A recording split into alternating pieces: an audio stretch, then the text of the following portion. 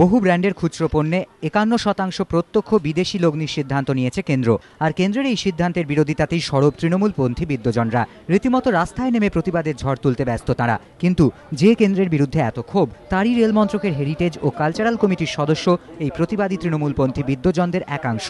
আর তাৎপর্যপূর্ণ বিষয় হলো, কেন্দ্রের সিদ্ধান্তের বিরুদ্ধে রাস্তায় ঝড় তুললেও রেলের কমিটির সদস্য পদ ছাড়তে নারাজ তাঁরা। তাহলে প্রতি মাসে সাম্মানিক ভাতা ও সুযোগ সুবিধা হাতছাড়া হয়ে যাবে বলেই কমিটি ছাড়তে অস্বীকার।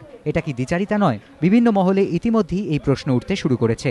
মঙ্গলবার নতুন রেলমন্ত্রী সিপি যোশীর সঙ্গে বৈঠকে এই প্রসঙ্গেই তোলেন প্রদেশ কংগ্রেসের প্রতিনিধিদের একাংশ। মমতা বন্দ্যোপাধ্যায়ের আমলে নিযুক্ত এই তৃণমূলপন্থী বিদ্বজনদের কমিটিতে রাখার বিষয়টি পুনর্বিবেচনার জন্য রেলমন্ত্রীকে অনুরোধ জানান তারা। রেলমন্ত্রী জানান, বিষয়টি তিনি ভেবে দেখবেন।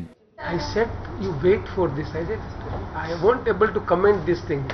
Let the issue be settled that I had to continue as a railway minister.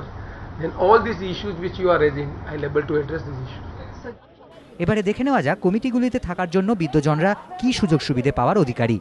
যাত্রী স্বাচ্ছন্দ্য এবং যাত্রী পরিষেবা কমিটির চেয়ারম্যানের সাম্মানিক মাসিক ১০,০০০ টাকা, সদস্যদের সাম্মানিক মাসিক ৮,০০০ টাকা।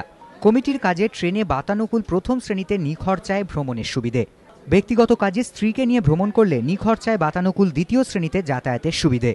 রেলের কাজে বাইরে গেলে হোটেল বা অতিথিশালায় নিখরচায় থাকা খাওয়ার সুবিধে। বিভিন্ন মহলে প্রশ্ন, যে কেন্দ্রের সিদ্ধান্তের বিরুদ্ধে এত ক্ষোভ, এত জেহাদ, তারই দেওয়া সুযোগ সুবিধা কি নৈতিকতার স্বার্থে ছেড়ে দেওয়া উচিত নয় তৃণমূলপন্থী বিদ্বজনদের? কি সিদ্ধান্ত নেবেন তা যদিও একান্তই শুভাপ্রসন্ন অর্পিতা ঘোষদের মতো কমিটির সদস্যদের নিজস্ব বিষয়। বিজেন্দ্র সিংহ, এবিপি আনন্দ, নয়াদিল্লি।